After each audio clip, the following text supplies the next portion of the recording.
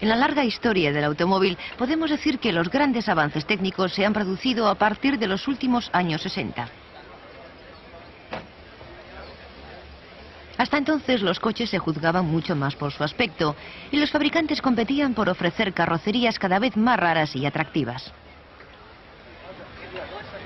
And first in Class E, T. Dillon's Morgan Plus 4 Drophead Coupe.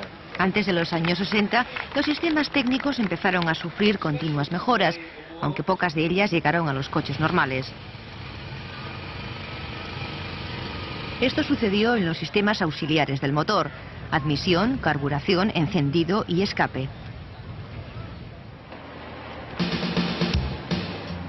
Por ejemplo, como hemos visto en la sección anterior, el principio de la carburación, la entrada de la mezcla aire-combustible a las cámaras de combustión, seguía siendo el mismo.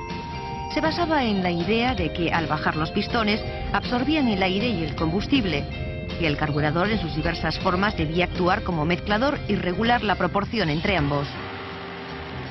Como hemos visto, esa proporción ha variado constante y minuciosamente, desde 1:1 para arranque en frío hasta unos 18:1 en velocidad de crucero. Pero el carburador simplemente varía la cantidad del combustible de acuerdo con la cantidad de aire absorbido. No había comunicación entre el carburador y el motor, ni información del motor que dijera al carburador si estaba actuando a pleno rendimiento.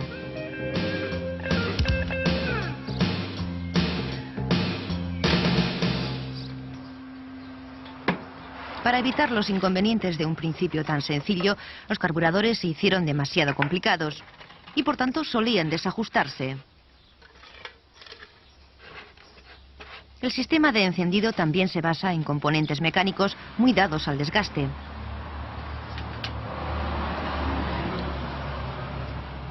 El eje rotor del distribuidor giraba guiado por el cigüeñal, normalmente por medio de un engranaje. Además, los platinos se abrían y cerraban. En teoría, los movimientos de ambos mecanismos coincidían con los del motor y eso hacía llegar a cada bujía un alto voltaje en el momento justo. Pero los pequeños desgastes del distribuidor alteraban este reglaje y cada bujía se encendía antes o después de lo previsto. Los platinos, por su propia naturaleza, se desgastaban y quemaban, produciendo una chispa de menor voltaje. En los años 60, dos factores se unieron para indicar una revolución en la tecnología de los sistemas auxiliares del motor. El coche familiar fue considerado como una necesidad, no como un lujo. El consumidor exigía cada vez más mejoras en más aspectos, como las prestaciones y el consumo. El desarrollo del automóvil estuvo guiado por el mercado, más que por las preferencias de los diseñadores. La llamada carrera espacial produjo miles de innovaciones en los procesos de ingeniería, en la tecnología de materiales y en lo que quizá ha influido más en los coches, la electrónica.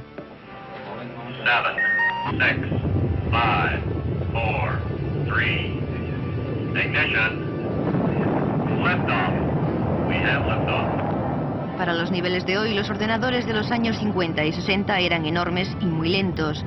El reto al que se enfrentó la NASA y sus proveedores fue fabricar potentes máquinas que controlaran todos los parámetros de la navegación espacial, pero que cupieran a bordo de las naves.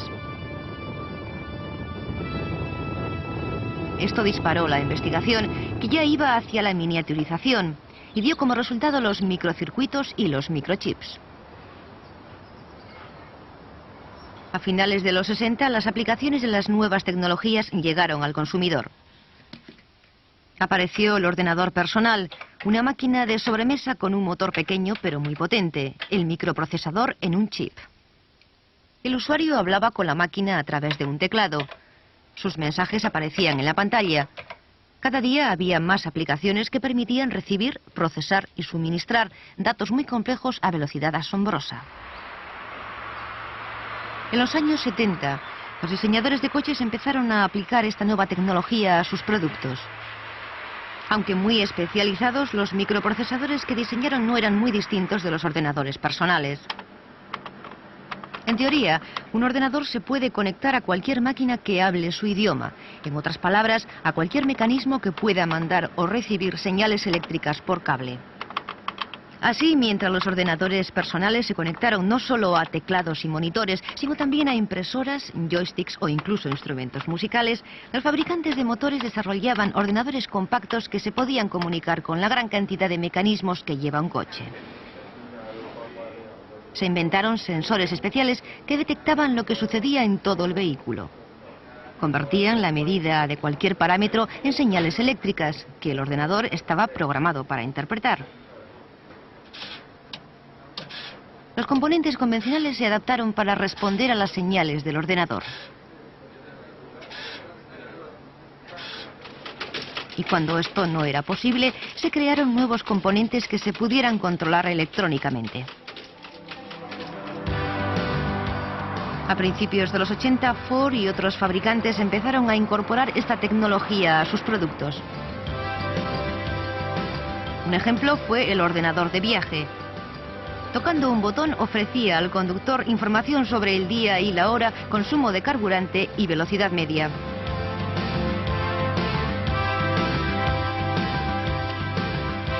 Otro fue el módulo gráfico de seguridad, que informaba sobre puertas mal cerradas, bombillas fundidas e incluso del peligro de hielo en carretera. Pero las novedades más significativas estaban en el motor y se referían a su gestión y control. En los coches Ford, la gestión del motor se ha confiado a un microordenador llamado EEC4, iniciales de Electronic Engine Control, versión 4. El módulo EEC4 va situado normalmente dentro del coche, pero en el salpicadero, cerca del motor. Hay varios sensores que envían información al EEC4, entre ellos un medidor de aire de paletas. Situado en el colector de admisión, cerca del filtro de aire, mide el volumen de aire que entra al motor mediante el movimiento de una pequeña paleta situada en un tubo. También registra la temperatura del aire y envía esa información al EEC4.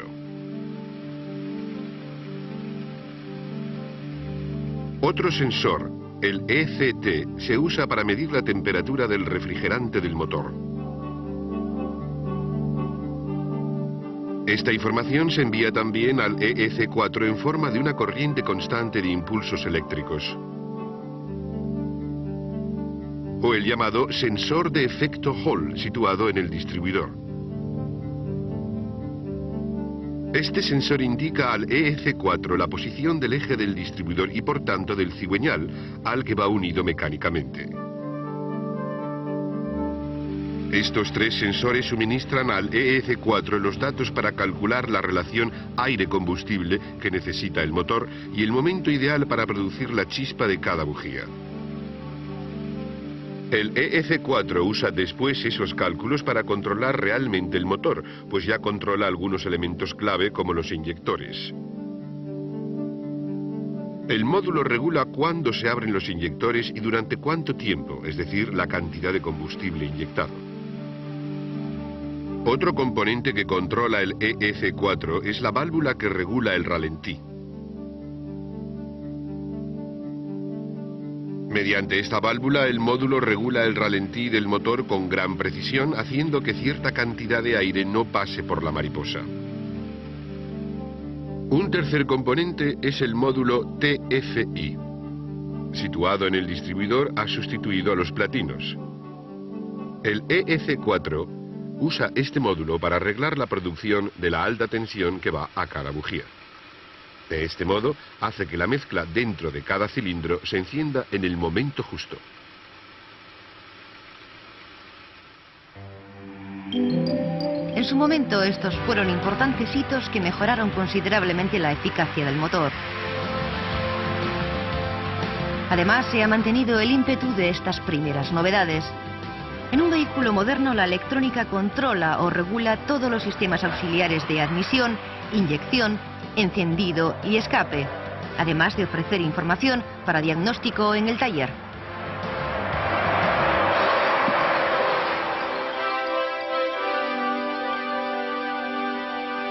En los últimos coches Ford, el microordenador de gestión del motor se sigue llamando EEC4, aunque la última versión puede procesar 1,25 millones de órdenes por segundo.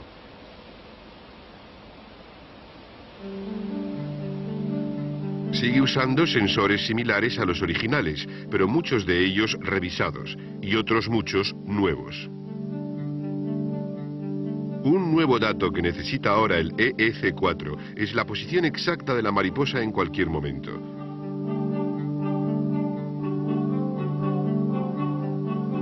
Esa posición la detecta un nuevo sensor.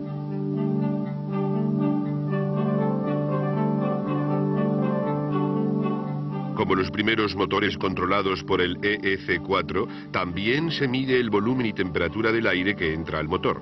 Pero eso lo hace ahora un medidor de peso que sustituye al antiguo de paletas. Situado en la entrada de aire cerca del filtro, tiene un pequeño bypass cerca del conducto principal por el que pasa el aire al motor. El bypass lleva dos pequeñas piezas eléctricas, una superior que mide la temperatura del aire y otra programada para marcar 200 grados por encima de esa temperatura.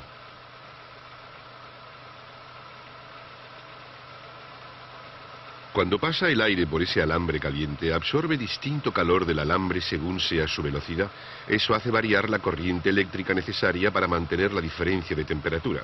A partir de esa corriente, el EEC4 calcula el volumen de aire que entra en cada instante. Si varía la temperatura del aire que entra en las cámaras de combustión, hay otro segundo sensor situado también en la entrada de aire, pero más cerca del colector de admisión.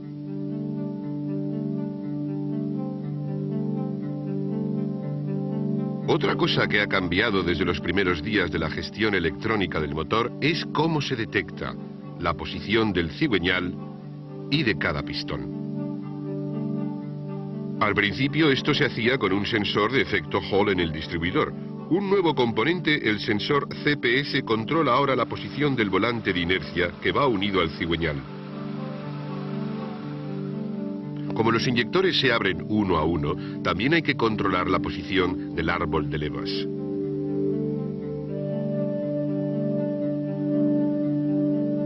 Esto se hace con un sensor situado en una leva especial del árbol. Con esta información, el EEC4 calcula qué válvulas de admisión se abren y sincroniza la apertura de los correspondientes inyectores. Como en los primeros sistemas de gestión, también se mide la temperatura del refrigerante con un sensor muy parecido al que ya se usaba en las primeras versiones. La mayoría de los motores modernos llevan uno o dos sensores EGO. Situados en el tubo de escape, cerca del colector, miden la cantidad de oxígeno en los gases de escape.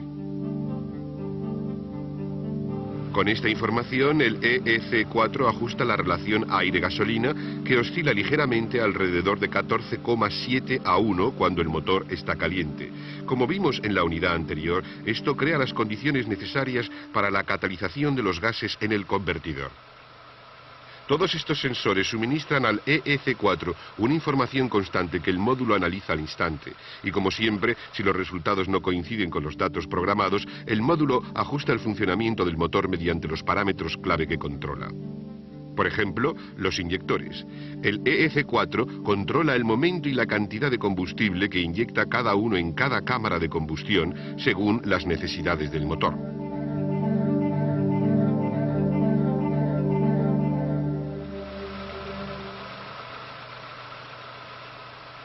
Y del sistema de encendido, la llegada de alta tensión a cada bujía está controlada en la mayoría de los casos por el EEC4. Como vimos en la anterior unidad, esta corriente de alta tensión se genera ahora en la bobina DIS.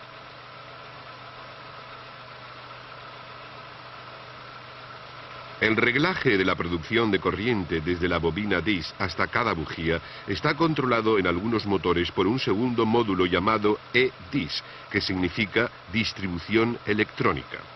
En estos casos, el EEC4 envía al EDIS datos que éste necesita para hacer sus reglajes.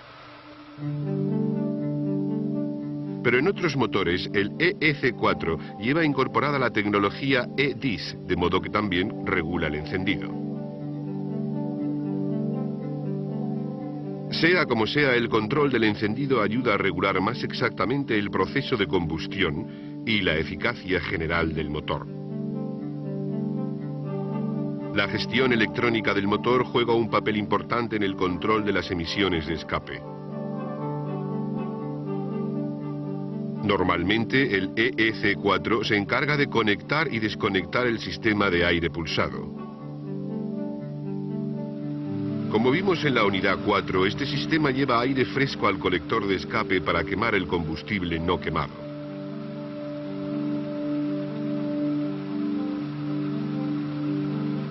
Como el EEC4 no puede abrir ni cerrar por sí mismo la válvula mecánica del sistema, detecta la potencia de vacío que se produce en el colector de admisión con el motor en marcha.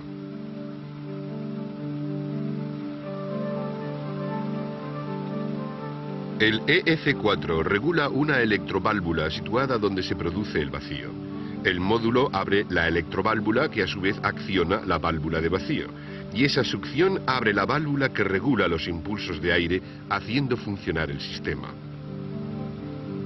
Otro dispositivo de control que ya hemos visto antes es el sistema de recirculación de los gases de escape, o sea, en abreviatura EGR. El EGR recicla algunos de los gases de escape y los manda al colector de admisión. Así se reduce la formación de óxidos de nitrógeno durante la combustión.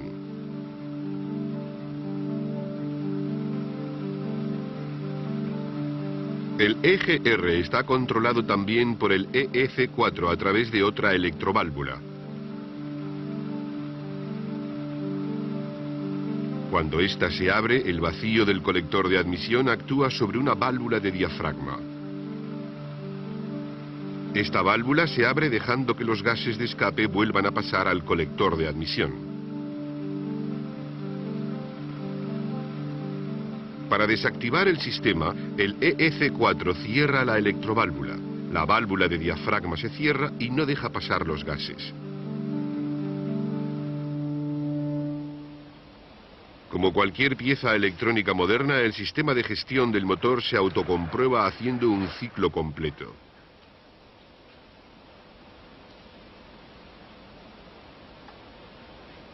En los actuales coches Ford, esto lo hace una unidad llamada FDS 2000. El FDS está diseñado para diagnosticar los fallos de cualquier sistema electrónico del coche.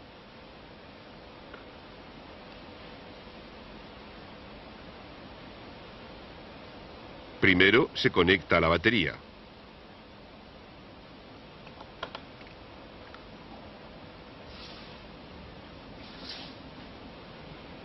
Después se conecta a un conector de diagnóstico situado en el motor, en el salpicadero.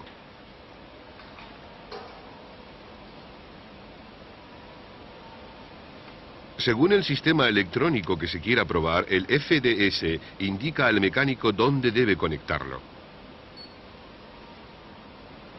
Después lee el módulo correspondiente, en este caso el EEC4, y confirma si está bien hecha la conexión.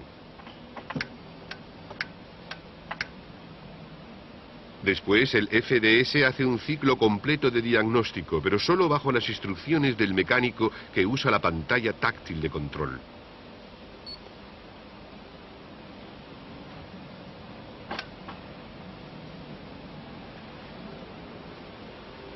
En la pantalla aparece información clara y concisa que informa al mecánico de la prueba, de lo que tiene que hacer y de los fallos encontrados.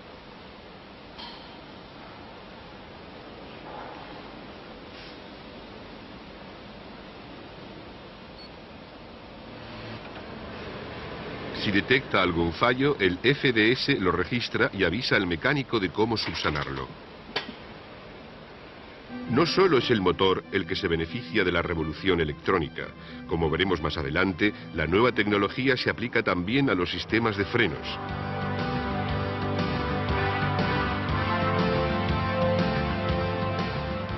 A la dirección. Y a la suspensión.